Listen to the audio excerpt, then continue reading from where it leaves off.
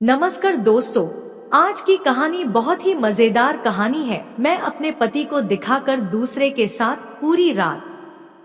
मेरा नाम सीमा है। मेरी शादी को 5 साल हो गए हैं।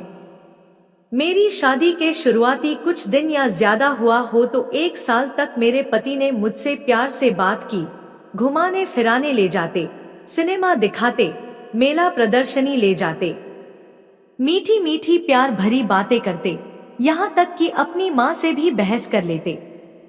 अगर मेरी सास मुझे छोटी छोटी बातों पर टोकती तो देव अपनी माँ से कह देते, क्यों छोटी छोटी बातों पर घर की शांति भंग कर रही हो। आपकी लड़की के साथ ससुराल में यही सब हो तो क्या बीतेगी आप पर। यह इस घर की बहू है, नौकरानी नहीं। ये तो कुछ नहीं कहती, लेकिन मैं ही इसे घुमाने ले जाता हूँ। पढ़ी लिखी औरत है, बदलते समय के साथ आप नहीं बदल सकती तो छोटी छोटी बातों पर टोका टाकी करके घर में अशांति तो ना फैलाए। सास को लगता होगा कि जोरू का गुलाम है बेटा। वे गुस्से में कुछ दिन तक बात ना करती, बात करती तो भी इस तरह जैसे धीरे धीरे बातों से अपना गुस्सा निकाल रही हो। मुझे क्या करना है, तुम खूब घूमो फिरो, लेकिन हद में। आस पड़ोस के घर में भी बहुएं हैं।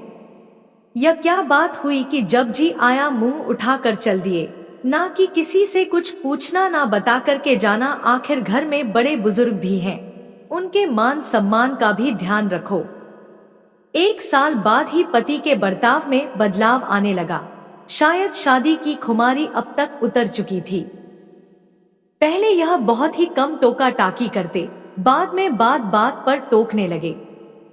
मेरी कोई बात इन्हें अच्छी ही नहीं लगती। हर बात में अपनी माँ की तरफदारी करते, चाहे वह बात गलत हो या सही, मैं सुनती रही। इस बीच एक बच्चा भी हो गया। कहने को घर गृहस्थी तो ठीक ठाक चल रही थी, लेकिन जिन पति से मैं प्यार करती थी उनके बात बात पर डांटने टोकने से मन उदास रहने लगा। मैं अपनी तरफ से पति का, सास का, बच्चे का, घर का पूरा ख्याल रखती, फिर भी इनकी बात बात पर डांटने टोकने की आदत नहीं जाती। एक बार मैंने गुस्से में जरा देव से कहा भी था, आखिर बात क्या है, आप मुझे इस तरह से बेइज्जत क्यों करते रहते हैं। इन्होंने भी झुंझला कर जवाब दिया, मैं मर्द हूँ, घर का मुखिया हूँ, गलत बात पर टोकू नहीं तो क्या लाड करूँगा। तुम एक बच्चे की माँ बन गई हो, तुम्हें घर की जिम्मेदारी समझनी चाहिए। गलती पर डांटता हूँ तो क्या गलती को सुधारना नहीं चाहिए। इसमें बुरा मानने वाली क्या बात है। मैं ऐसी कौन सी गलती करती हूँ, क्या मन भर गया है मुझसे। मुझे तो सबको साथ लेकर चलना है, तुम्हारा भी अब तक मन भर जाना चाहिए। प्यार मोहब्बत की उम्र बीत चुकी, अब अपने फर्ज पर ध्यान दो। आखिर मैंने फर्ज निभाने में कौन सी कमी रखी है। तुम फिर बहस करने लगी, मुझे तुम्हारी यही बात अच्छी नहीं लगती। आपको मेरी कौन सी बात अच्छी लगती है आजकल। औरत हो, औरत की तरह रहना सीखो, घर के काम काज देखो। अम्मा की तबीयत ठीक नहीं रहती आजकल, उनकी देखभाल करो। करती तो हूँ, करती तो अम्मा शिकायत नहीं करती।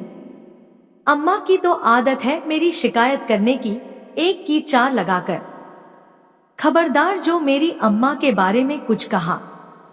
इन्होंने इतनी जोर से डांटा कि मैं गुस्से में अपने कमरे में आकर रोने लगी। बेडरूम में तो यह बड़े प्यार से बात करते हैं, हालांकि अब ये होता है कि बेडरूम में मेरे आने तक यह सो जाते हैं। मुझको घर के काम निपटा कर रात के 10 बज जाते हैं। अब हमारे बीच संबंध बनने में भी काफी समय होने लगा था।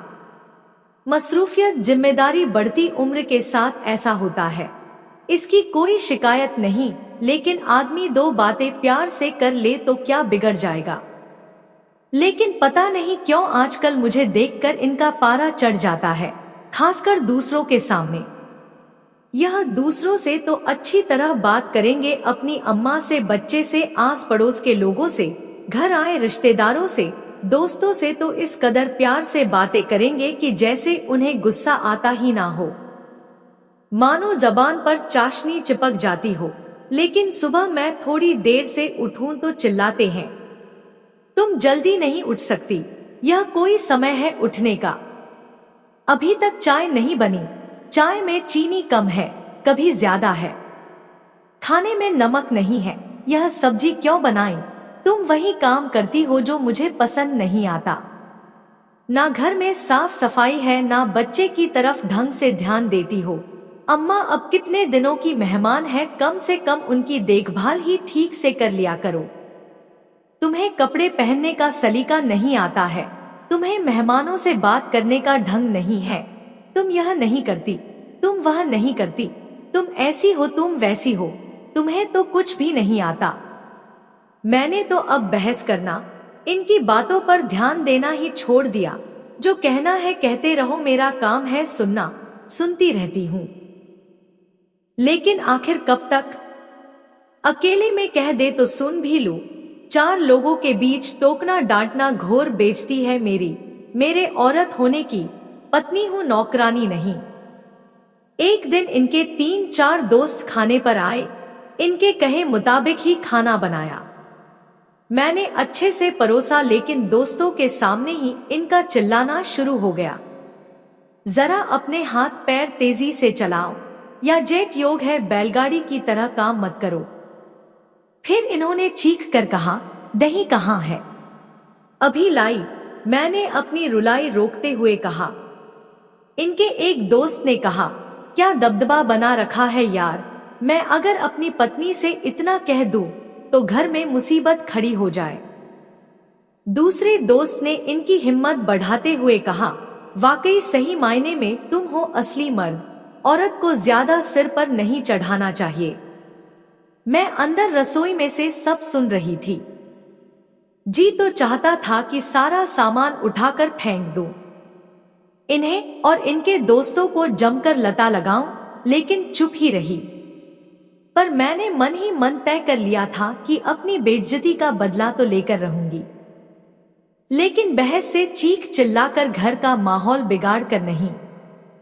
इन्हें बताऊंगी कि औरत कैसे शर्मिंदा कर सकती है, कैसे हरा सकती है, कैसे तुम्हारे मर्द होने का अहंकार तोड़ सकती है। खाना खा रहे दोस्तों के बीच में दही रखने गई, तभी मेरा बेटा वहां आ गया खेलते हुए। बाहर निकालो इसे कमरे से, तुम बच्चे का ध्यान नहीं रख सकती, वे जोर से चिल्लाए। मैं बेटे को जबरदस्ती खींचते हुए कमरे से बाहर ले गई। इनके किसी दोस्त की आवाज कानों में आ रही थी, खाना तो लजीज बना है। इन्होंने मुंह बिचकाते हुए जवाब दिया, खाना तो प्रिया बनाती थी, पहले मेरी उसी से शादी होने वाली थी, सगाई तक हो गई थी। उससे मिलने कई बार मैं प्रिया के घर भी गया, ऐसा स्वादिष्ट खाना मुझे आज तक नसीब नहीं हुआ।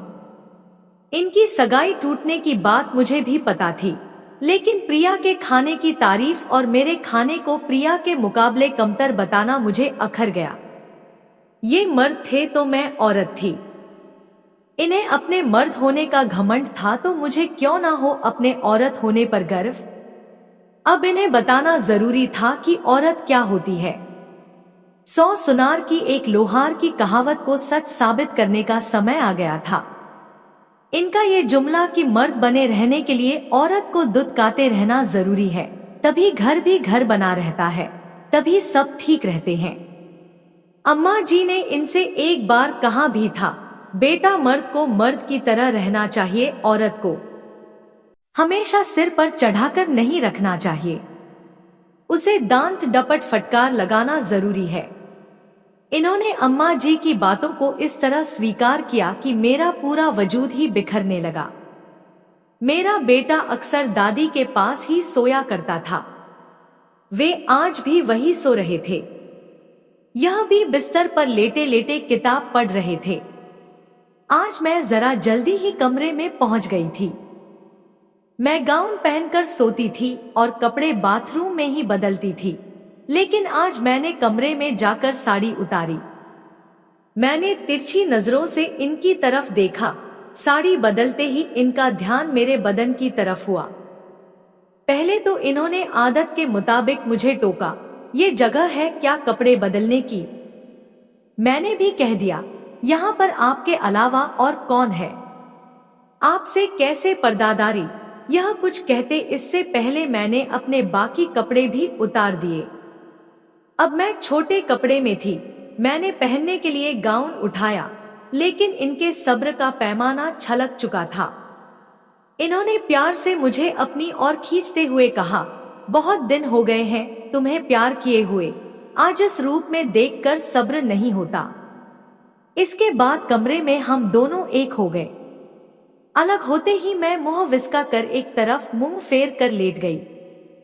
मैंने कहा कि सफेद हकीम को दिखाऊं, इतने सारे तो इश्तिहार आते हैं, कोई गोली ले लिया करो। यह दुम दबाते पालतू कुत्ते की तरह आकक की आवाज में बोले, क्यों खुश नहीं हुई क्या तुम? कुछ कमी रह गई क्या? इनकी हालत देखकर बड़ी मुश्किल से मैंने अपनी हंसी रोकते हुए कहा, नहीं कोई ऐसी बात नहीं है, कभी कभी होता है ऐसा। इनका उदास हताश हारा हुआ चेहरा देखकर मुझे अपनी जीत का एहसास हुआ। एक ही वार से इनके अंदर की मर्दानगी और बाहर का मर्द दोनों मुर्दा पड़े हुए थे, जैसे दुनिया के सबसे तुच्छ कमजोर इंसान हो। उसके बाद इनकी टोका टाकी डांट फटकार तो बंद हुई ही साथ मेरी तरफ जब भी यह देखते तो ऐसा लगता कि इनके देखने में डर और शर्मिंदा का भाव हो। तो दोस्तों, अगर आपको यह कहानी पसंद आई हो तो कमेंट कर जरूर बताइए और हमारे चैनल को सब्सक्राइब करें। धन्यवाद।